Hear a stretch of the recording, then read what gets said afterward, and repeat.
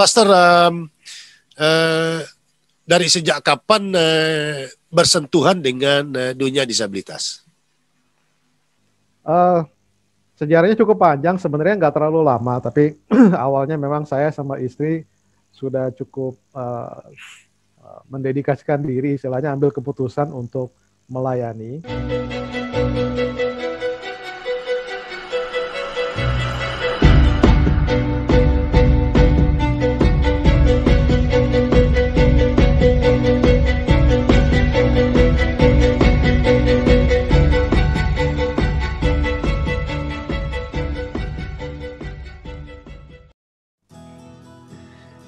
Jumpa lagi bersama Ritson Manyonyo. Kita mengucap syukur karena kita bisa berjumpa pada tayangan kali ini.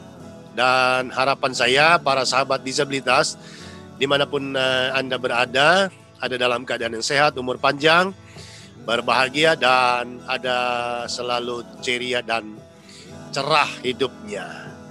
Bagi sahabat disabilitas yang belum like, share, subscribe, kemudian menyalakan lonceng dan notifikasinya, kiranya berkenan melakukannya karena dengan demikian mendukung program ini untuk banyak mendatangkan manfaat bagi para penonton yang mungkin membutuhkan banyak informasi tentang dunia seputaran penyandang disabilitas, atau juga mungkin mereka sedang ada dalam tekanan, depresi, stres, tidak tahu berbuat apa-apa.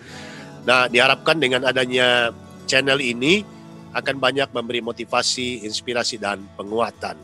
Baik, saat ini saya telah kedatangan tamu spesial buat kita sekalian, seorang profesional yang karirnya luar biasa, tetapi dalam segala kesibukan dan kehidupan pribadinya, keluarganya, masih tetap bersedia untuk menyediakan hati dan waktunya serta mungkin yang lainnya untuk apa? Hidup berdampingan dengan teman-teman disabilitas. Nah, lebih detail mari kita saksikan siapa dia dan apa yang dikerjakannya melalui video profil berikut ini.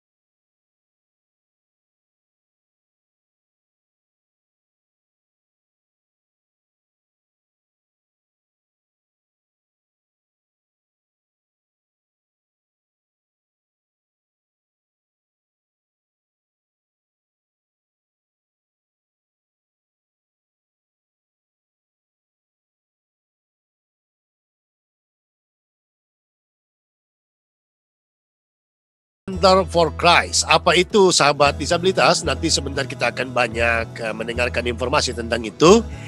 Namun kita sapa dulu tamu kita pada saat ini, Pastor Roy Immanuel Lumanau. Salam jumpa, salam sehat, Pastor. Sama-sama, salam jumpa, salam sehat. Ya, bagaimana kabar, Pastor? Luar biasa, selalu luar biasa. Terima kasih. Ini Lumanau. Selalu semangat. Ya, Lumanau ini dari daerah mana ini, Pastor? Minahasa sana. Oh, tapi Sulawesi. Saya lahir di Jakarta. Oh, cuma garis keturunan nenek moyang dari Sulawesi Utara ya, Pastor ya? Betul. Ya, salam baku dapat, salam baik. Didengarkan di Jakarta. Iya, salam baku dapat, salam baik untuk orang semua. Ya. Orang semua saudara, kira-kira begitu. Ya, domisili di Cipinang, Jakarta Timur ya, Pastor ya? Di sini di Cipinang, Jakarta Timur, betul. Ya, sebenarnya kita berdekatan, kami di Pondok Bambu, studio Ritson Manyonyo Channel. Hanya karena lagi COVID ini, apalagi Jakarta lagi naik-naiknya ini, jadi tidak boleh ketemu. Makanya kita ketemu di dunia beginian ya, Pastor ya. Sama saja, Pak Rizwan.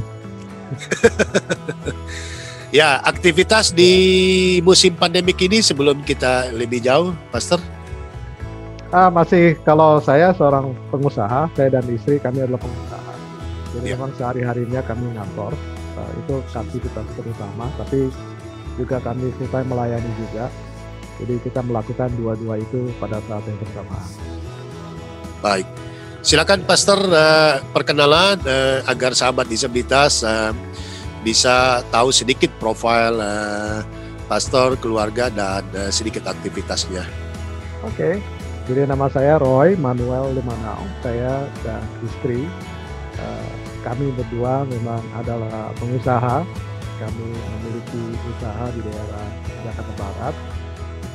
Di dalam keluarga kami diberkati dengan 2 orang putri ya, sudah cukup dewasa, usia 23 tahun dan 19 tahun. Yeah. Dan sekarang ini ya sudah beberapa tahun terakhir ini memang kami selain sibuk dalam usaha pekerjaan, juga kami telah mendedikasikan waktu kami untuk melayani. Itu yang kami lakukan akhir-akhir ini, Pak. Iya. Bagaimana cara membagi waktunya itu, Pastor? Padahal di musim pandemik ini bisnis usaha lagi menurun, kemudian harus banyak berpikir juga soal kegiatan lainnya di C4C dan tempat-tempat lainnya. Saya pikir memang ini pertanyaan yang sangat baik. Saya juga terus terang senantiasa berpikir tentang hal ini, karena kalau dari awal sebelum kami terjun ke dalam pelayanan, khususnya pelayanan kepada teman-teman disabilitas, bisa dibilang kami cukup sibuk sudah begitu. Iya. Tetapi sepertinya ada tangan yang tidak terlihat begitu, yang seolah-olah menuntun memimpin sehingga segala sesuatu senantiasa bisa terjadi dengan baik, Pak Rizwan. Wow, invisible hand. Invisible hand, seperti begitu. Dan saya percaya itu tangan Tuhan saja, bukan tangan yang lain-lain. Jadi ini semuanya terjadi. Tentu saja di dalam Tuhan ada ketertiban. Jadi kita mesti tertib, disiplin, teratur dalam penjadwalan, dalam hal-hal yang terkecil sekalipun ya, sehingga tidak ada hal yang terlewatkan. Kalau jadwal ya, orang Jakarta, mana ada orang Jakarta yang nggak sibuk kata orang. Ya, dan akhirnya semua bisa terlampaui dan dilaksanakan secara maksimal. Ya, tepat sekali. Baik, Pastor, dari sejak kapan bersentuhan dengan dunia disabilitas? Sejarahnya cukup panjang, sebenarnya nggak terlalu lama, tapi awalnya memang saya sama istri sudah cukup mendedikasikan diri, istilahnya ambil keputusan untuk melayani, dan pada saat itu kami sudah ada dalam suatu pelayanan, tetapi tiba-tiba banting setir seperti begitu. Iya. Banting setir kira-kira 8 tahun yang lalu, dan kami ditunjukkan kepada kondisi teman-teman disabilitas ini. Dan pada saat itu memang kami mendapati ada hal-hal yang sangat perlu diteliti ulang gitu. Pada baik buat kita atau pada masyarakat keseluruhan gitu, bahwa di sini ada satu gap ya, ada satu kesenjangan yang perlu dicarikan solusinya seperti begitu. Jadi sudah 8 tahun kira-kira Pak Ritson kami sekarang ini bersama-sama dengan sahabat-sahabat dari disabilitas.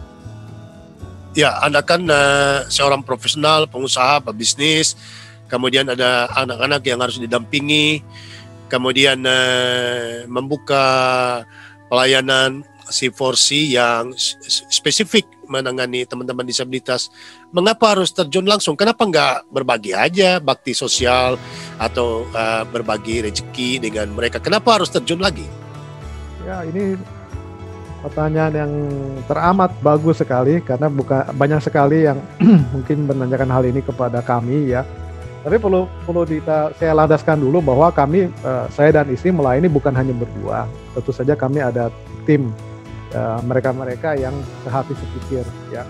Mereka juga memiliki panggilan, dan mereka yang memiliki hati ya pasti ya untuk teman-teman disabilitas juga begitu. Jadi tadi pertanyaannya adalah kenapa kita tidak hanya bakti sosial saja. Betul. Karena pada saat mulai terjun ke dalam melayani teman-teman disabilitas ini, kita dituntut untuk mencari tahu dulu akar dari masalah. Kalau misalnya akar masalah kita belum ketahui, maka apa yang kita kerjakan itu kan bisa saja sia-sia, bisa saja gitu. Jadi karena itulah pada saat itu kami, ya saya, istri dan semua teman-teman yang juga ikut melayani, kami tidak langsung melayani. Kami duduk diam, kami mempelajari dulu, observasi. Dan observasi itu membutuhkan waktu cukup lama, Pak Ritson. Kira-kira 1 tahun observasinya. Kontemplasinya ya. Jadi istilahnya kita mengecek, kita lihat masalahnya apa, kita bongkar masalahnya, kita gali masalahnya, kita kejar sampai di mana ini akar dari masalahnya. Jadi setelah kami memiliki cukup informasi, barulah setelah itu kami memulai pelayanannya gitu. Supaya arah dan tujuannya itu sudah benar gitu, Pak Ritson. Mengapa mengambil kelompok komunitas disabilitas? Kenapa enggak ya narkoba atau perempuan atau anak atau anak jalanan? Mengapa harus disabilitas, Pastor? Dalam hal ini mungkin saya sedikit jawabannya sedikit rohani ya Pak ya. Iya. Karena Tuhan sendiri yang menuntunnya. Ada tuntunan dari Tuhan secara spesifik kepada kami. Bisa dicerita? Ya, proses tuntunan. Ya, tentu saja prosesnya sangat dalam gitu ya. Saya pikir dalam arti kata, mungkin saya tidak bisa terlalu dalam arti kata menjelaskan spesifik kejadian ya, tetapi intinya ada dorongan yang begitu kuat gitu. Ada dorongan yang begitu kuat di mana kalau kami tidak melakukannya, kami akan sangat bersusah hati seperti begitu, Pak.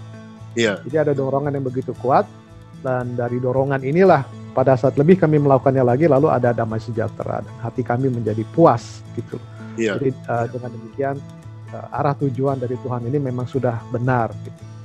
Seperti gitu, Pak Ritson. Ya, jadi kemudian dicetuskan dan didirikan dalam bentuk lembaga namanya C4C. Apa itu C4C? Jadi C4C itu sebenarnya cuma akronim saja, yang sebenarnya namanya itu adalah Center for Christ. Kenapa kita sebutnya Center for Christ? Karena kita menyederhanakan segala sesuatu. Bahwa apa yang kita kerjakan lakukan, fundamentalnya itu adalah dari Kristus.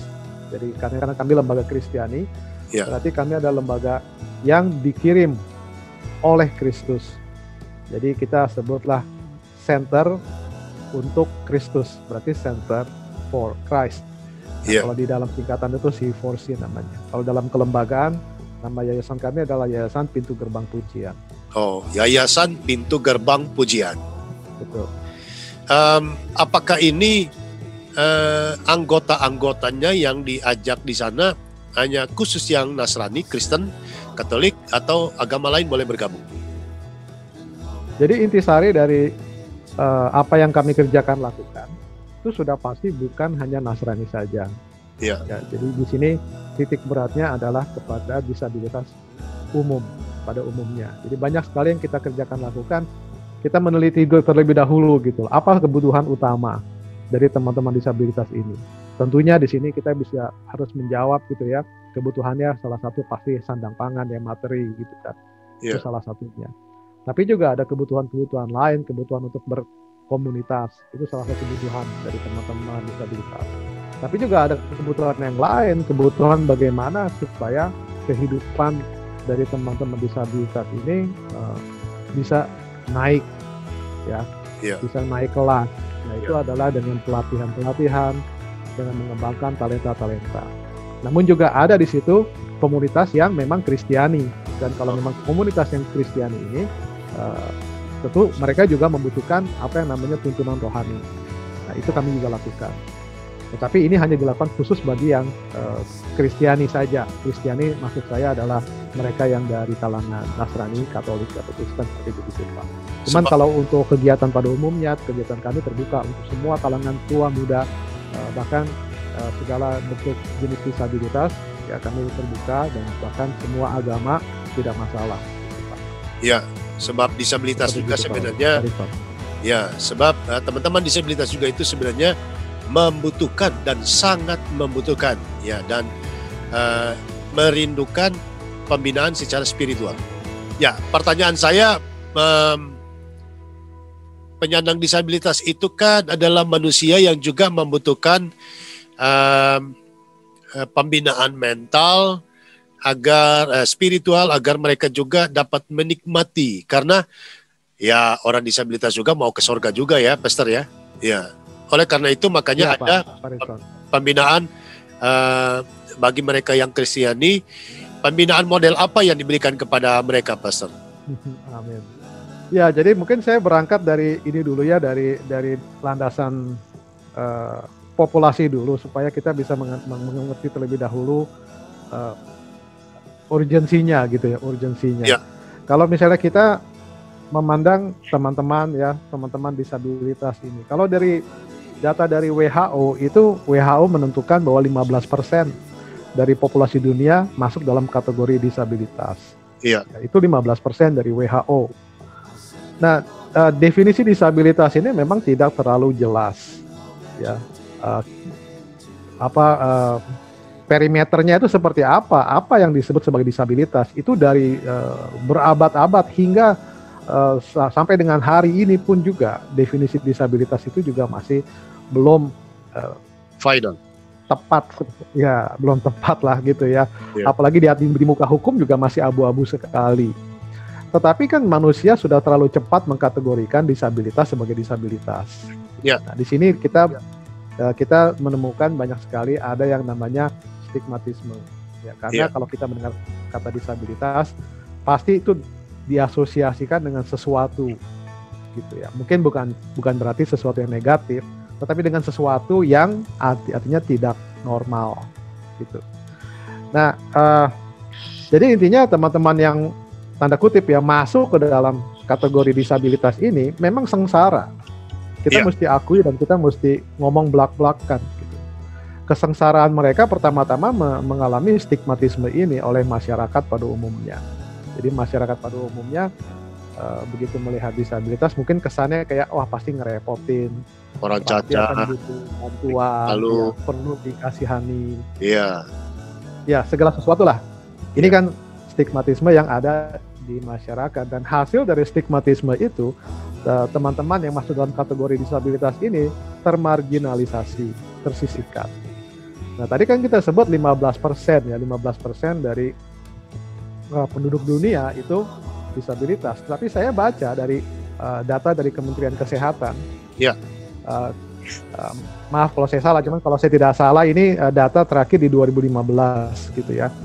Itu disebutkan dalam sensus disabilitas ini, mereka yang usia 18 sampai 59 tahun orang Indonesia, penduduk Indonesia yang mana adalah usia produktif, itu disebutkan oleh Kementerian Kesehatan 22% masuk ke dalam kategori disabilitas.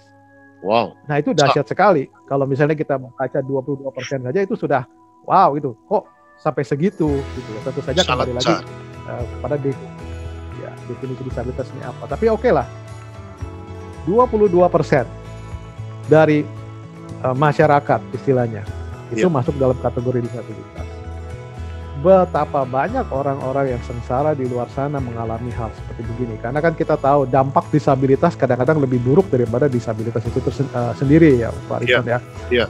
Dan setelah dapat dampaknya ini, lalu ada dampak istilahnya sudah jatuh ke tiban tangga pula kan. Betul. Lalu kemudian ada perlakuan-perlakuan juga yang dia terima gitu oleh bukan saja masyarakat, tetapi oleh saudara-saudari seiman juga. Oh. Nah di sini juga kita mesti menyikapinya dengan positif, tapi saya tidak yakin dalam bentuk agama manapun mengajar bahwa disabilitas itu patut disisihkan. Nggak seperti begitu. Saya tidak percaya seperti begitu. Pasti. Tapi saya yang terjadi adalah adanya sesuatu salah pengertian. Itu yang terjadi. Ada suatu salah pengertian. Jadi intinya adalah kesalah pengertian ini membuat orang-orang ini tidak paham apa yang mereka harus lakukan pada saat mereka bertemu dengan seorang disabilitas. Iya. Jadi bisa bayangkan kalau seseorang lahir dari kecil sampai dewasa, dia tidak pernah berhubungan atau memiliki teman, saudara atau kerabat yang disabilitas. Tiba-tiba satu hari dia bertemu dengan seorang disabilitas, dia akan bingung. Aneh. Nah ini fakta memang. Nah, dia akan bingung, kok begini ya? Lalu saya mesti ngapain? Apa saya jabat tangannya? Apa saya jangan? Apa saya ngomong, saya salah ngomong? Atau apa saya diem aja? Gitu. Iya. Seperti begitu. Jadi ketidakpengertian. Gitu. Intinya karena diakibatkan oleh ketidaktahuan. Iya. Nah, lalu baru saya bisa jawab pertanyaan yang dari awal itu bahwa oleh sebab itu mereka ini ya semua teman-teman dari disabilitas sangat membutuhkan tuntunan rohani. Karena tuntunan rohani ini yang memulihkan keberadaan mereka, jati diri mereka, siapa mereka. Ya. Nah, itu kita mulai dari situ Pak Ridson. Kalau misalnya kita adalah seorang Kristiani, ya kita adalah anak Tuhan. Itu jati diri kita. Lepas dari kita dikategorikan sebagai disabilitas atau tidak disabilitas, kita adalah anak Tuhan titik. Nah di situ kami mulai membangun ya, khusus buat yang Nasrani, kami membangun kembali identitas diri, siapa aku, dan lalu kemudian harus ada jawaban-jawaban tentang mengapanya juga harus ada. Mengapa aku demikian? Nah itu kalau di dalam pengajaran sesuai dengan firman Tuhan, ya, terus Alkitabiah, kita mulai tuntun seperti demikian. Dengan demikian mereka bisa menanggulangi pada akhirnya stigmatisme yang ada di luar sana. Tapi kita sebenarnya nggak boleh berhenti di situ, Pak Ridson. Karena kita juga mesti mengedukasikan masyarakat. Karena banyak sekali mereka yang masuk dalam kategori disabilitas. Ya, dan itu yang menjadi pengalaman pribadi Pastor, kemudian akhirnya mencintai kawan-kawan disabilitas. Karena ada banyak orang yang di luar sana, ada kategori yang memang sama sekali tidak punya informasi, ada yang memang sungkan dan enggan untuk berkomunikasi, ada yang tidak mau, dan beragam.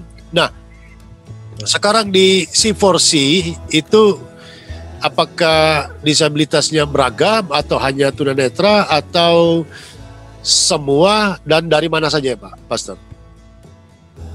Jadi kalau di C4C pada saat kami pertama membuka pintu untuk melayani, itu sebenarnya kita memulai dari nol, dari titik nol. Jadi di situ kami melayani siapapun juga dan dimulai dengan disabilitas netra. Ya. Jadi disabilitas netra itu di daerah Jakarta Barat itu cukup banyak. Jadi kami hanya memulai dengan berdialog dan bertemu, berkumpul, berdialog, dan pelan-pelan ya kami melakukan tuntunan rohani kepada yang Nasrani. Jadi itu yang kami lakukan pada awalnya. Tapi sejalan dengan waktu memang pada akhirnya pelayanan kami ini ada perkembangan. Jadi dimana kalau sekarang ini sampai sekarang kami melayani juga beberapa teman-teman yang bukan saja disabilitas netra, tapi disabilitas daksa ya, dan mereka-mereka yang memang ada juga kelainan-kelainan ya, yang masuk ke dalam kategori disabilitas lainnya. Tapi yang kami belum bisa atau mungkin dalam waktu dekat ini baru kami akan telusuri adalah mungkin disabilitas rungu ya, karena disabilitas rungu ini juga tantangannya tidak sedikit gitu. Kalau untuk mereka-mereka ini berasal dari beragam. Jadi kalau untuk yang di Jakarta, ya mereka-mereka yang daerah Jakarta sekitarnya. Tetapi kami juga sekarang ada program yang melayani disabilitas di luar provinsi, sehingga kita ketemu secara berkala lewat video call seperti begini. Dan ada di situ ada pelatihan, ada pengembalaan, ya. Seperti demikian Pak Ritson. Jadi kami sekarang juga melayani banyak sekali disabilitas di luar provinsi Jakarta gitu. Dalam kurun waktu berdekatan dan mungkin hidup bersama-sama dengan disabilitas, sebenarnya sebelum mereka menikmati, melewati pelatihan, pendampingan dan lain sebagainya, apa yang pastor temukan sebenarnya dalam keberadaan mereka itu? Ya, pertama-tama yang kita mesti kenali ya, mungkin kalau saya bisa berbagi nih, yang kita mesti kenali adalah seorang yang memiliki disabilitas itu umumnya memiliki masalah utama dia sebenarnya bukan disabilitasnya, tapi masalah dia adalah masalah tertolak. Nah, dia itu ditolak, ya dia merasa tertolak. Dan penolakan kalau buat kita manusia kan makhluk sosial ya Pak Ritson ya. Iya. Makhluk sosial itu membutuhkan manusia lain di sekelilingnya. Betul. Kalau misalnya seseorang itu tertolak, itu adalah suatu hantaman besar ya bagi kehidupan orang tersebut. Pasti. Nah, ini yang terutama. Jadi dia merasa tertolak oleh manusia. Nah, dampaknya apa? Kalau manusia menolak, dan manusia ini bisa banyak ya, bisa saja orang tuanya, bisa suami, istri, anak, tetangga, bisa teman gereja, bisa tetangga, itu bisa banyak sekali gitu loh. Dampaknya kalau misalnya dia percaya gitu, kalau dia sudah percaya bahwa semua manusia sudah menolak dia, maka dia juga percaya bahwa Tuhan pun juga sudah menolak dia. Wow. Nah, disitulah masalahnya menjadi pelik. Iya. Ya. Dan ketika berjumpa dengan mereka, kondisi keadaan, karakter, kemudian mental perilaku, selain daripada ketertolakan itu, apa yang di-reset oleh pastor yang ditemukan selama ini? Ya, landasannya memang masalah utama, akar masalah itu tertolak. Jadi kalau seseorang itu ditolak terus-menerus, maka itu akan bermanifestasi kepada karakter orang tersebut. Nah, begitu berapa lamanya dia mengalami penolakan, maka itu akan dimanifestasikan dalam karakter yang semakin kuat, ya, karakter-karakter yang istilahnya hasil dari penolakan. Misalnya seseorang bisa menjadi pahit hati, misalnya dia menjadi keras kepala gitu ya. Itu salah satu contoh saja maksud saya. Itu sebenarnya akarnya bukan karena dia ini memang keras kepala, bukan gitu. Tapi karena semata-mata karena dia kemana dia pergi, dia merasa tertolak. Nah, apa yang dilakukan untuk merestorasi ulang ya hati, perasaan, pikiran, memori yang ada pada teman-teman disabilitas yang hakikatnya mereka merasa dirinya tertolak oleh segala pihak? Wah, ini pertanyaannya langsung to the point dari Pak Ritson ya. Oke. Kalau saya menjawabnya dengan satu cara saja, yaitu dengan kasih tanpa syarat. Dengan kasih. Itu jawabannya hanya satu itu. Bisa dijelaskan dengan menerapkan kasih tanpa syarat. Jadi kalau misalnya kita berbicara tentang kasih itu banyak. Kasih itu bisa kasih seorang membangun asmara, bisa kasih anak kepada orang tua dan seterusnya. Gitu. Tetapi kalau kasih tanpa syarat adalah kasih yang tidak menempatkan kondisi apapun. Nah, itu adalah hal yang sulit. Kalau misalnya bagi kita ya yang biasa hidup di dunia, apalagi kita hidup di Jakarta, ya. Kita naik Gojek itu nggak bisa kasih tanpa syarat itu diterapkan gitu, sulit sekali. Nggak bisa, harus bayar. Jadi penerapan kasih tanpa syarat itu adalah nilai-nilai Kristiani terutama. Jadi yang kami lakukan adalah kami mengasihi apapun yang terjadi, siapapun itu, kapanpun, bagaimanapun, apapun yang terjadi, tetap kami mengasihi. Jadi itu adalah kasih tanpa syarat, dan itu harus dibuktikan. Ya, itu nggak bisa itu maksud saya, wujudnya apa? Ya, wujudnya pertama-tama kalau dalam penerapan prakteknya adalah pertama-tama kita harus menerima. Kalau seseorang sudah merasa tertolak seumur hidupnya, maka yang dia butuhkan itu sederhana, dia butuhkan seseorang yang mau menerima. Dan kita akan buktikan bahwa kita menerima. Kita tidak menolak sebagaimana orang lain menolak. Yeah. Nah, cara menerima ini banyak. Jadi kita menerima dengan mendengarkan, kita menerima dengan membantu, menolong, kita menerima pada saat sedang ada kesulitan. Jadi salah satu pembuktiannya adalah itu, Pak Ritson, kita menerima orang tersebut, lepas dari masalah lalunya, disabilitasnya, atau karakternya dia sekalipun. Apa implikasi besar atau efek samping yang paling berat dalam riset atau mungkin pernah diketemukan oleh pastor dan mereka yang mengalami ketertolakan yang luar biasa itu dan terlambat penanganannya? Adakah satu peristiwa yang pernah pastor saksikan dalam kehidupan teman-teman disabilitas itu? Ya, tentu banyak ya, Pak Ritson. Tapi mari kita hidup dalam suatu iman dan pengharapan. Istilahnya, kalau seseorang ini memang memiliki suatu karakter yang luar biasa, sebutlah seperti begitu. Iya. Ya. Kami menemukan banyak karena hantaman dari ketertolakan ini begitu dahsyat dalam hidup dia. Iya. Sehingga membentuk karakternya sedemikian rupa menjadi batu yang keras, batu yang sangat amat keras. Tetapi sampai dengan hari ini, dengan apa yang kita lakukan, kasih tanpa syarat itu, kami selalu menyaksikan adanya perubahan. Wow. Kami selalu menyaksikan adanya perubahan. Yeah. Ada yang berubahnya cepat, ada yang berubahnya lambat. Tapi bukan itu masalahnya. Yang penting kan berubah. Iya. Yang penting berubah. Ya. Jadi obatnya hanya satu itu aja, Pak. Ya. Jadi saya tetap mengajar itu karena kita ingin mengedukasi masyarakat penonton channel ini agar benar-benar harus hidup penuh dengan cinta.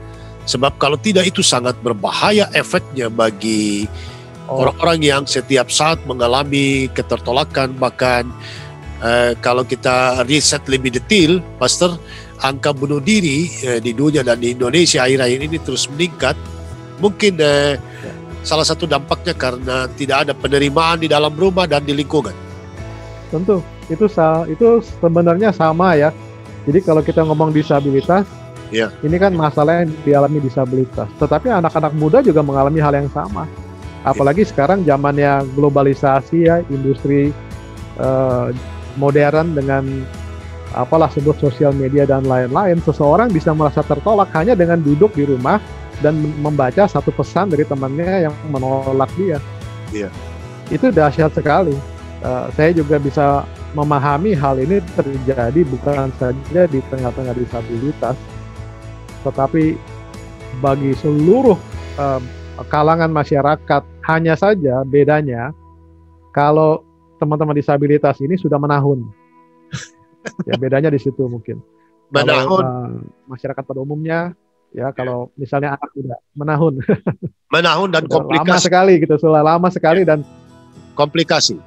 komplikasi. Ya udah Rumit. merasa diri, ya udah merasa diri disabilitas, difabel, terbatas, terhambat, kemudian tertolak dan tidak ada akses, tidak tahu lari kemana. Nah itu, jadi lebih komplikasi. Ya, Betul.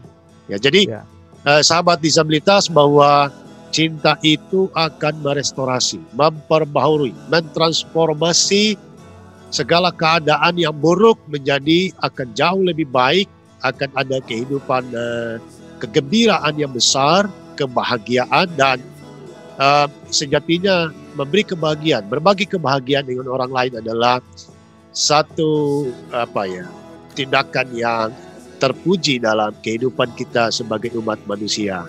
Ada yang bisa dijelaskan lebih detail soal itu, Pastor? Ya, kalau kita bicara tadi cinta kasih gitu ya, tentu saja kan tadi saya jelaskan pembuktiannya itu harus nyata. Iya. Pembuktiannya harus nyata. Nah, setiap disabilitas itu unik. Pasti. Ini juga salah satu tantangan yang besar. Kalau semua disabilitas sama, mungkin dari kami lebih mudah. Kita bikin formula diterapkan ya, lalu semuanya menjadi baik. Tapi tentunya setiap disabilitas memiliki kisah yang berbeda-beda. Dan lepas dari disabilitasnya, pada dasarnya semua disabilitas itu berdampak sangat besar pada orang tersebut. Meskipun dia hanya mungkin sebutlah hanya kehilangan satu kaki misalnya. Mungkin bagi orang lain ya cuma hilang satu kaki, masalahnya apa? Tapi satu kaki itu besar sekali gitu loh nilainya bagi orang tersebut. Jangankan hilang, apalagi mereka yang kehilangan. Ya, hilang kelingking saja. Ya, kadang-kadang kita ribut sedunia. Betul. Apalagi kita kehilangan 2 bola mata. Nah, itu juga dampaknya cukup berat. Oke. Tapi yang saya mau ketengahkan di sini adalah setiap dari disabilitas itu memiliki kisah hidup. Iya. Kalau kita mendekat kepada seorang disabilitas dan kita mengabaikan itu sebenarnya sama saja kita menolak dia. Oh. Jadi kita juga harus memahami gitu bahwa setiap dari mereka ini harus memerlukan istilahnya, memerlukan penanganan yang unik. Baik. Gitu. Kita tidak bisa pakai hantam kromo seperti mungkin kayak yayasan sosial gitu ya, langsung seperti A, B, C diurutin, semuanya mesti ngikut dan berharap semuanya jadi baik. Nggak bisa seperti begitu. Atau bagi sembako kemudian seolah-olah semua persoalan selesai. Ya. Pastor. Seperti itu, Pak Ridwan, ya. Baik. Dalam pertemanan persahabatan bersama-sama dengan teman-teman disabilitas netra itu ternyata adakah hal-hal potensial yang diketemukan pastor terhadap kehidupan mereka, terhadap bakat, talenta, terhadap apa saja yang mereka pertontonkan dalam hidupnya? Oh, banyak sekali, luar biasa banyak sekali. Ini memang salah satu kesalahan kita, ya, saya ngomong kita itu kita semua lah. Iya, gitu, ya, masyarakat ya. Adalah menganggap remeh gitu bahwa seorang yang disabilitas itu lebih rendah dari intelektual, dari talenta, kemampuan daripada orang non disabilitas. Itu adalah kesalahan yang besar, ya. Kenapa? Karena saya mendapatkan ini apa yang penelitian saya sendiri yang saya dapatkan bahwa umumnya bagi teman-teman disabilitas yang sudah melalui proses pemulihan, maksudnya proses pemulihan adalah pada akhirnya teman-teman disabilitas ini bisa memahami gitu, bisa menjawab gitu, mengapanya. Ya, sudah dipulihkan juga, apalagi hubungannya dengan Tuhan gitu ya, itu ada pemulihan. Maka pada saat itu teman-teman ini akan bersinar. Wow. Bersinar begitu terang, melampaui orang-orang non disabilitas. Ini penelitian dari saya pribadi. Iya. Jadi kita mendapati mereka ini adalah manusia-manusia super. Manusia super. Jadi yang saya sendiri kadang-kadang jadi minder, gitu, membuat saya itu minder. Jadi bukan cuma dongeng ada Superman ya, tapi di komunitasnya Pastor juga masuk manusia super ya. Bisa luar biasa. Bisa dicontohkan misalnya 1-2 siapa begitu yang Pastor sendiri terkaget-kaget, terkagum-kagum, bahkan luar biasa. Ceritanya banyak sekali Pak Sony. Jadi kalau Pak Ritson maksud saya, jadi kalau misalnya seseorang yang pada saat pertama kali kita kenal, tertutup sekali orangnya, diajak ngomong nggak mau diajak ngomong, tapi setelah melalui proses-proses pemulihan, sekarang bahkan bukan saja bisa bicara, tapi bisa kasih nasihat kepada teman-teman yang lainnya, misalnya begitu. Contoh yang sederhana sekali gitu ya. Ada juga mereka-mereka yang memang pada saat itu dia, saya nggak tahu mau ngapain, nggak bisa ngapa-ngapain, tapi kemudian mengalami pemulihan, lalu kemudian ada pelatihan, misalnya pelatihan pijat misalnya, dan akhirnya dia menjadi seorang pemijat yang tangguh. Dan lebih daripada itu, kalau tadi kita ngomong hal-hal yang biasa gitu ya, tapi dalam hal-hal yang kerohanian itu lebih dahsyat lagi. Jadi teman-teman yang awalnya mungkin apa sih, saya nggak ngerti ini, saya nggak ngerti itu, ke gereja pun juga jarang ya bagi yang Nasrani, kemudian mengalami pemulihan, lalu kemudian setelah ada melalui pelatihan dan lain-lain, sekarang menjadi pengajar teologi ya gitu. Jadi itu adalah hal-hal yang saya pikir melampaui saya sendiri, karena kalau saya berpikir saya belum tentu bisa seperti mereka, bila mana memang saya ini sama posisinya. Jadi kalau selama ini mereka sebagai objek, sekarang menjadi subjek yang menjadi mitra, yang justru malah banyak meringankan tugas-tugas pastor sendiri. Tentu sekali, benar sekali. Itu pernyataan yang sangat benar. Karena kita pahami begini Pak Ritson, bahwa di dalam teman-teman disabilitas gitu ya, kita juga memahami, dan ini adalah fakta, ya, fakta bahwa tidak banyak orang-orang di luar sana gitu ya yang mungkin tergerak untuk melayani teman-teman disabilitas. Berarti kita sangat amat kekurangan pekerja. Betul. Sangat amat kekurangan. Solusinya apa? Ya solusinya sebenarnya akhirnya kami dapati sangat mudah. Solusinya adalah kalau teman-teman disabilitas juga melayani satu dengan yang lainnya, itu sudah bisa menjadi satu pemecahan solusi. Nah, itu yang kami dapatkan. Mengapa demikian? Pertama-tama karena mereka yang sudah pernah mengalami. Ya, seorang yang sudah mengalami tentu saja bisa mengajar lebih baik lagi. Kalau saya sudah pernah mendaki puncak gunung Himalaya, saya bisa ngajar kepada Pak Ritson, gini loh Pak Ritson, cara mendakinya caranya begini. Gitu. Jadi kalau saya secara pribadi, kalau saya harus ngajar teman-teman disabilitas, saya tidak efektif. Karena saya masih, kalau misalnya disabilitas netra, saya masih bisa melihat. Saya tidak bisa mengajar orang yang tidak bisa melihat. Karena persepsinya beda. Karena mereka akan komplain. Ya Pak Roy sih enak aja ngomong suruh-suruh kita, agak rasa bagaimana jadi orang buta begitu ya. Tentu saja. Nah sekarang kita balik. Kalau yang mengajar juga tunanetra bagaimana? Gak bisa ngomong toh. Jadi sangat efektif. Seperti Pak Ritson juga sama, makanya saya sangat menghargai Pak Ritson dan tim di sana juga gitu ya. Jadi panutan. Memimpin dengan disabilitas juga sangat tidak mudah. Tapi saya sangat menghormatinya karena saya tahu ini membangkitkan semangat dari teman-teman yang lain. Melepaskan satu beban besar dalam otak, pikiran, perasaan para teman-teman disabilitas untuk dia merdeka dan menang dengan dirinya.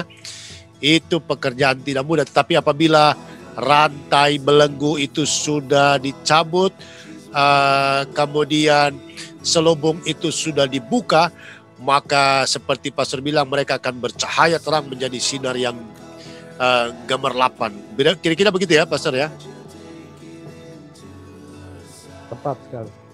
Baik, Di C4C untuk memperlengkapi teman-teman ini, karena saya tahu betul pastor ini seorang pebisnis, pengusaha yang tidak mau memberi ikan kepada mereka dalam arti hanya ingin memberi makan, tetapi memberi kail melalui pelatihan agar menjadi modal bagi mereka untuk melanjutkan kehidupan, karena tidak mungkin semua akan ditanggung oleh pastor.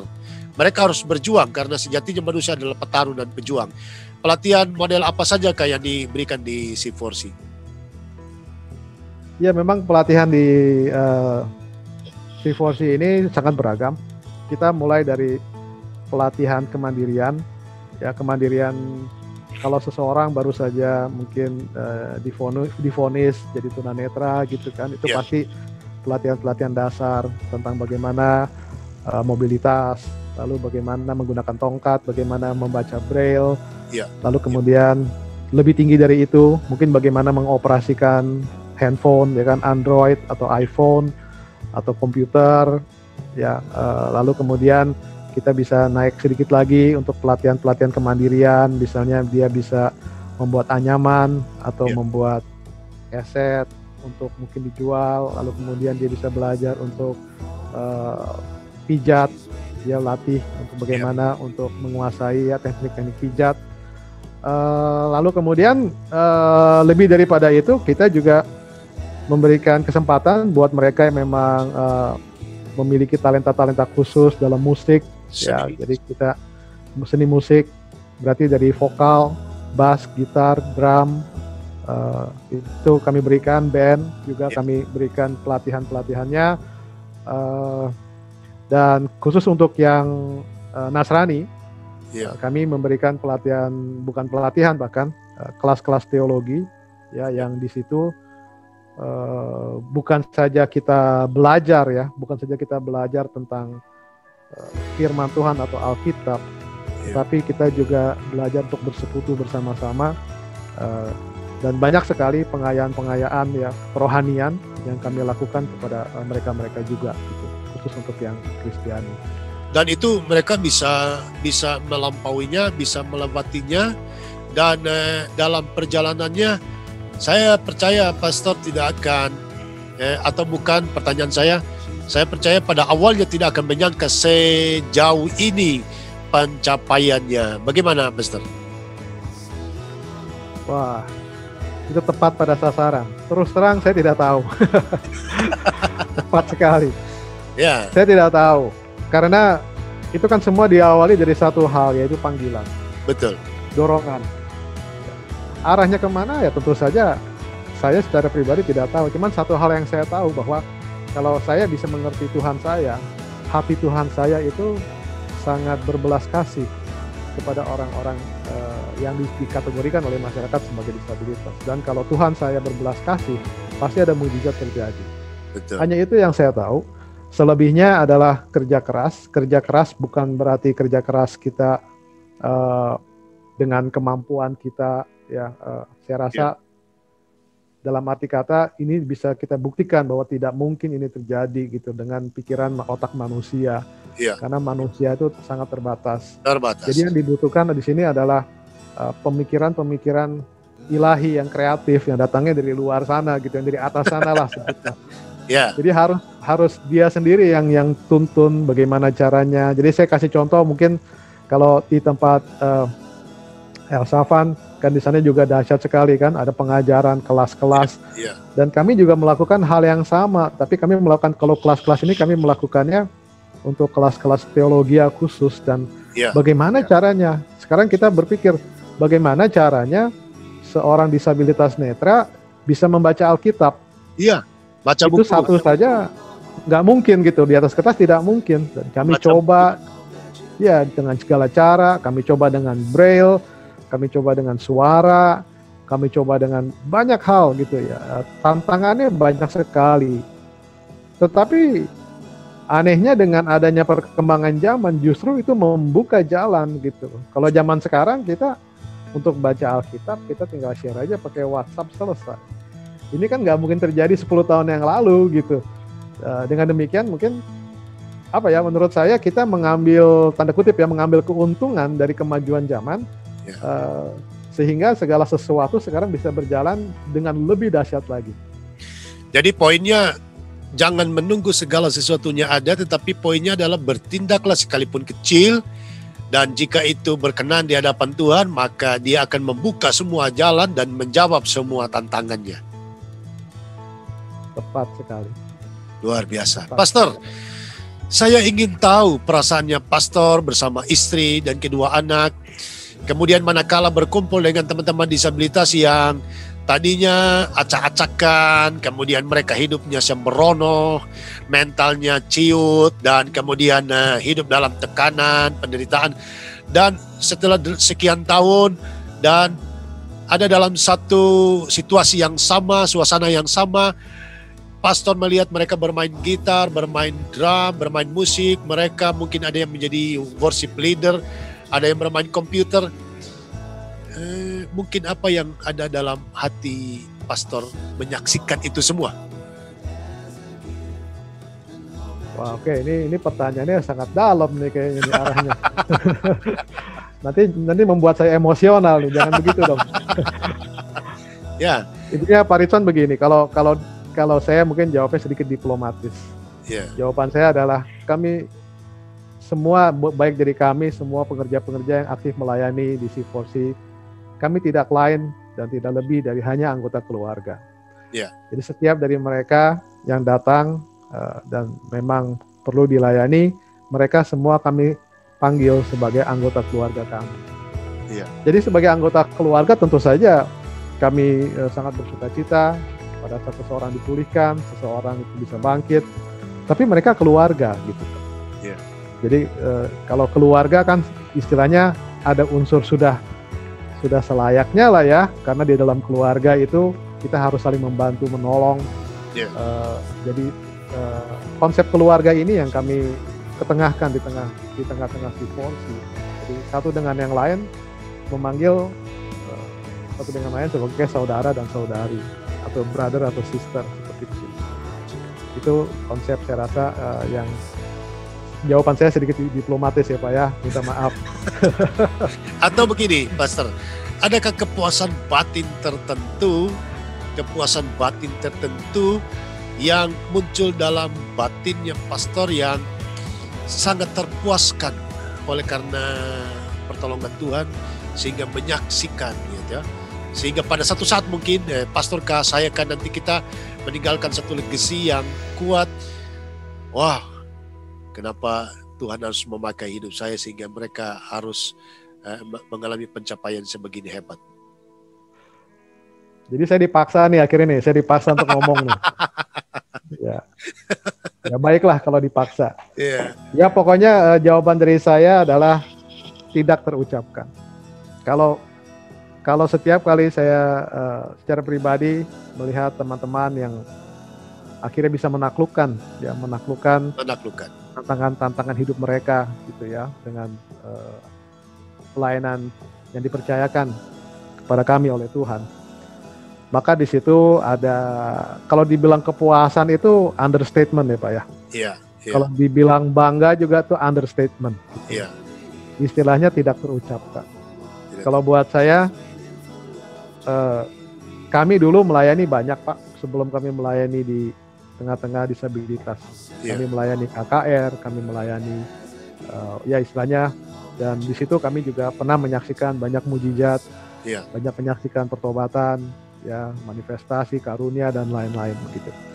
Tetapi yang ini itu beda, karena yang ini kami benar-benar menyaksikannya dan kami benar-benar melihat perubahan-perubahan, transformasi, dan itu adalah mujizat dalam dirinya sendiri. Jadi transformasi yang terjadi di dalam kasih. Nah itu tidak terucapkan, gitu, dan tidak ternilai. Istilahnya kalau saya mesti bandingkan dengan yang lain-lain, ini tidak ada bandingannya. Oleh sebab itulah kami terus tekun. Kami tahu tantangan masih banyak, tetapi kami tekun dan kami percaya bahwa di masa depan masih banyak lagi yang Tuhan akan lakukan ya melalui apa yang dipercayakan kepada kami. juga melalui teman-teman tunanetra yang sudah dibangkitkan, sehingga mereka pun bisa menjadi pemimpin-pemimpin di masa depan. Intinya tidak ada huruf-huruf tanda baca yang bisa disusun menjadi satu, kemudian menjadi kata, dan kemudian kata disusun menjadi kalimat yang bisa menggambarkan apa yang dirasakan. Pastor, dalam segala prosesnya saya bangga dan saya senang juga karena salah satu programnya adalah program entrepreneur. Jadi melatih mereka untuk mencipta sesuatu. Kita pernah join untuk gelas yang ada tulisan Braille, mangkok ada tulisan Braille sebagai publikasi sosialisasi, tapi juga sebagai bagian daripada karya kreasi, usaha kecil, menengah, dan seterusnya bagi mereka. Bisa lebih detail lagi usaha-usaha apa yang dikembangkan di sana untuk keekonomian mereka. Jadi tadi yang disebutkan sebenarnya adalah bagian dari pelayanan C4C. Ya. Karena C4C ini kan independen. Maksudnya independen bukan berarti kami berdiri sendiri. Ya. Tetapi intinya kalau secara finansial kami tidak bergantung kepada pihak-pihak di luar. Tapi kalau secara operasional kami bekerja sama dengan banyak sekali pihak-pihak yang lainnya. Ya. Jadi untuk kemandirian kami senantiasa berupaya dalam kreativitas ilahi, seperti begitu kalau disebutnya. Ya. Jadi kita pertama kita mesti unik, kita membedakan diri kita, dan hal-hal yang kami produksi, misalnya kami produksi ada baju, kaos, atau cangkir, dan itu di situ ada tulisan-tulisan huruf Braille-nya. Dan ini sangat efektif karena membuat orang berpikir itu apaan titik-titik itu begitu banyak gitu. Itu artinya apa gitu.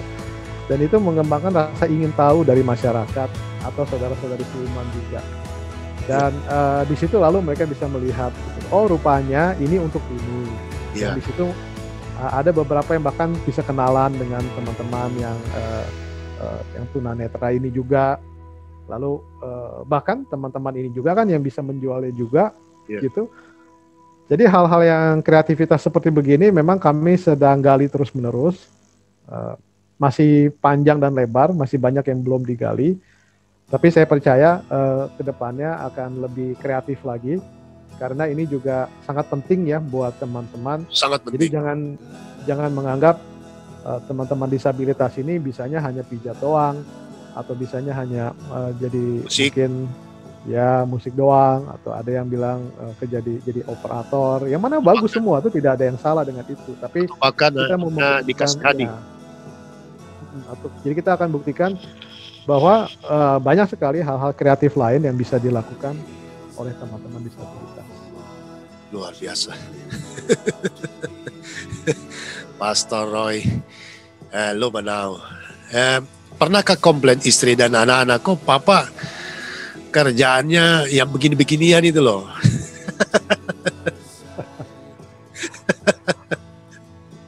Ya, anak-anak terlibat juga? Ya, tentu mereka terlibat. Coba mereka masih sekolah, jadi karena mereka banyak kegiatan juga. Tapi begitu mereka ada di sekitar, dan tentu saja mereka turut serta membantu dalam segala hal. Ini saya rasa kan seperti awal dasarnya bahwa ini adalah keluarga. Iya. Jadi kalau keluarga harus melibatkan semua keluarga juga. Intisari dari kemajuan kita dasarnya adalah keluarga.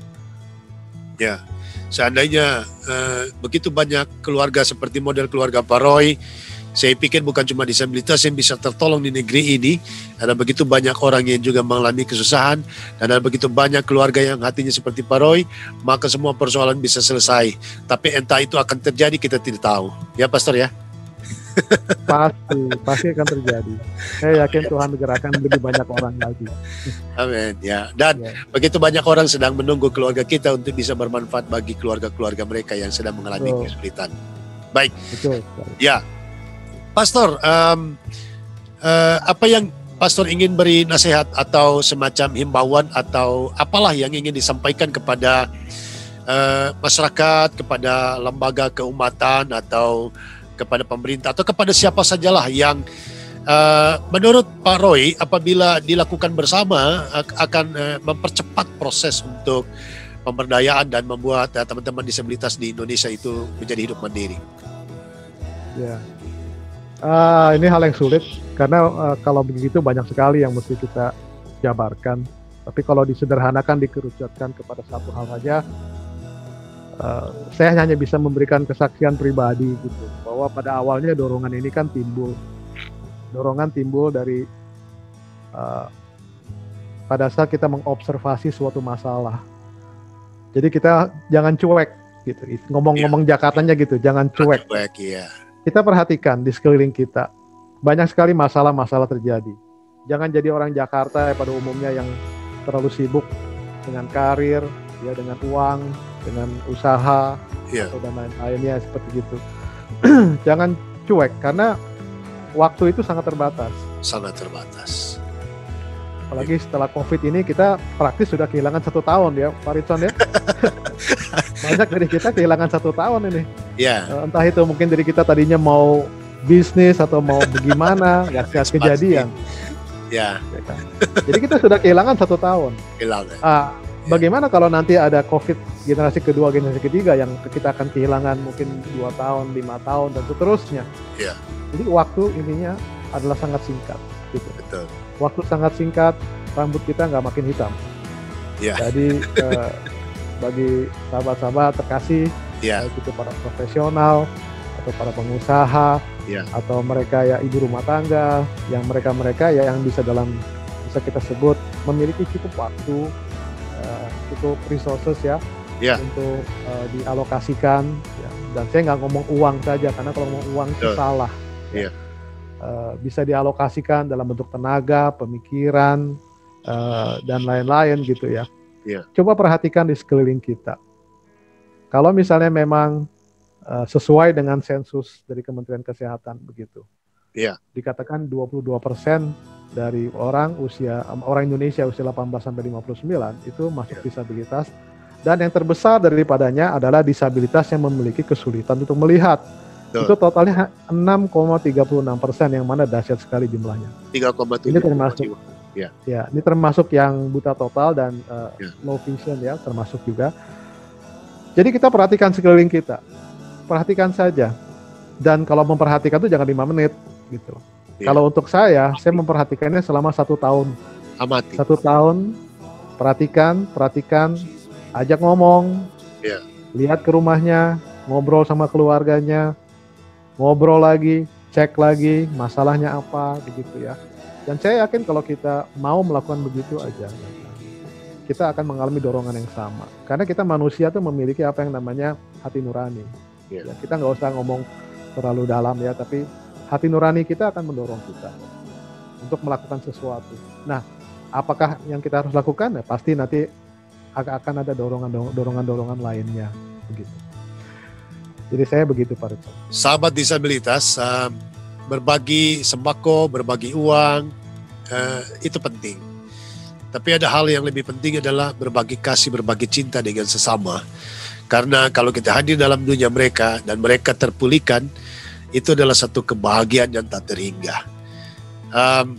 Pastor, apabila ada penonton kita yang ingin menjadi relawan atau ingin join, atau bahkan mungkin teman-teman disabilitas di luar sana, saya pengen gabung karena tertarik mendengar apa yang sudah disampaikan, itu nanti kemana, dan C4C sendiri alamat lengkapnya di mana, Pastor? Ya, kalau alamat fisik kita adanya di Meruya, ya, di Jalan Meruya Ilir. Itu kita ada di Kompleks Ruko, namanya atau mungkin lebih baik kalau misalnya ada teman-teman mau menghubungi kami,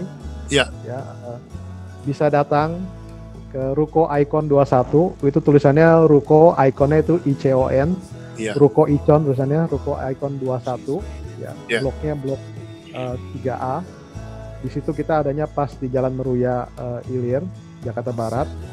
Atau kalau ada teman-teman yang mau bertanya, bisa akses ke website kami di www.C4Christ, ya, tulisannya www.c4christ.org. Jadi www c4crist.org.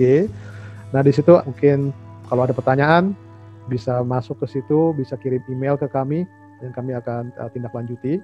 Ya, sekarang ini memang dalam masa transisi PSBB, lokasi fisik kami belum terbuka ya, untuk alasan-alasan yang jelas karena memang peraturan dari pemerintah demikian. Jadi untuk sekarang ini lokasi fisik belum terbuka, tetapi kami sekarang ini memang sedang banyak sekali pelayanan-pelayanan memang melalui jarak jauh. Ya. Kami berharap di masa depan begitu PSBB transisi sudah diangkat, tentu saja kami langsung akan buka kembali. Dan C4C berasrama atau tidak, Pastor? Tidak. Tidak. Okay. Kami tidak berasrama. Ya, jadi istilahnya kalau teman-teman ada mereka datang, lalu mengalami pemulihan atau pelatihan atau apapun juga, lalu sore hari mereka pulang. Mereka kembali ke rumahnya masing-masing. Luar biasa apa yang kita dengarkan pada pertemuan kali ini. Pastor, ini selalu saya tanyakan di akhir daripada pertemuan. Adakah satu kejadian yang lucu, yang menggelikan, yang aneh-aneh atau yang unik yang selama Pastor berdampingan dengan teman-teman disabilitas netra yang lahir dari kehidupan mereka? Waduh. Ya, yang unik-unik, yang lucu-lucu, Pastor. Yang lucu-lucu ya. Ya, melihat kejadian apakah tabrakan kah, atau masuk got kah, atau apalah. Wah, kalau sekarang ditanya saya jadi kayak beku di otak saya nggak bisa karena mungkin terlalu banyak. Tapi intinya kalau saya secara pribadi saya sudah mengalami cukup banyak. Saya pernah jatuh ke got juga sama-sama tunanetra juga pernah. Saya juga pernah menuntun dan juga di mana saya juga hampir ketabrak mobil juga pernah. Banyak sekali dan itu semuanya adalah penuh dengan sukacita gitu. Penuh dengan sukacita. Ya. Tapi terlalu banyak, Pak. Oke. Tapi di warga dampingannya ada yang menikah sesama tunanetra, Pastor? Iya, memang pada akhirnya kebanyakan disabilitas menikahnya dengan disabilitas juga. Itu adalah fakta. Wow. Ya, itu adalah fakta. Itu adalah sesuatu fakta saja, itu fakta saja karena mereka sulit untuk menemukan pasangan hidup yang non disabilitas, itu pertama. Ya, memang juga kami juga melayani teman-teman yang memang mau menikah, kami melakukan pendampingan juga. Ya, memang itu salah satu ininya. Menarik buat saya karena yang melek aja rumit, repot, berumah tangga apalagi sama-sama tidak melihat. Dan saya janji sahabat disabilitas, Ritson Manyonyo channel ini akan mencari pasangan suami istri tunanetra dan kita akan mengulik bagaimana kisah kasih mereka, bagaimana perjuangannya, bagaimana mengurusin rumah, bagaimana kalau melahirkan kagak ada pembantu. Aduh, pokoknya semua pusing, tapi jangan pusing, nanti satu saat kita akan menghadirkan mereka. Begitu, Pastor ya. Ya. Baik. Bisa kok, nggak masalah kok ya. Ya, yang paling terakhir, Pastor, adakah tokoh disabilitas disabilitas apa saja di dunia atau di Indonesia yang dikagumi? Wah, kalau misalnya pertanyaannya itu, saya rasa ya saya bisa bilang cukup banyak ya. Selalu tak terduga ya, Pastor ya, pertanyaannya. Iya, ini tembakan sniper nih. Mengagumi semuanya lah ya. Mengagumi semuanya lah, semua dari teman-teman disabilitas, termasuk Pak Ritson pun juga saya sangat mengagumi. Karena mungkin buat teman-teman di luar sana tidak begitu mengerti keadaan disabilitas ini. Sekarang ini banyak sekali sesungguhnya pemimpin disabilitas, tapi pemimpin ini belum terlihat di tengah-tengah masyarakat. Ya. Baik. Tapi kita mengantisipasi di masa depan akan lebih banyak lagi pemimpin-pemimpin yang nanti akan lebih dikagumi lagi. Baik. Jadi kalau saya rasa jawaban saya banyak Pak, semuanya saya kagumi karena saya belum tentu bisa melakukan apa yang mereka lakukan termasuk Pak Sony sekalipun. Luar biasa. Terima kasih Pastor atas waktunya. Salam hormat untuk kawan-kawan di C4C. Salam hormat untuk istri dan anak-anak. Kiranya perbincangan kita ini membuka wacana, memberi penguatan, inspirasi, memberi nuansa edukasi bagi masyarakat sehingga banyak orang yang tercerahkan. Kira-kira begitu, Pastor. Dan sahabat disabilitas, kita sudah ada di akhir pertemuan kita pada saat ini.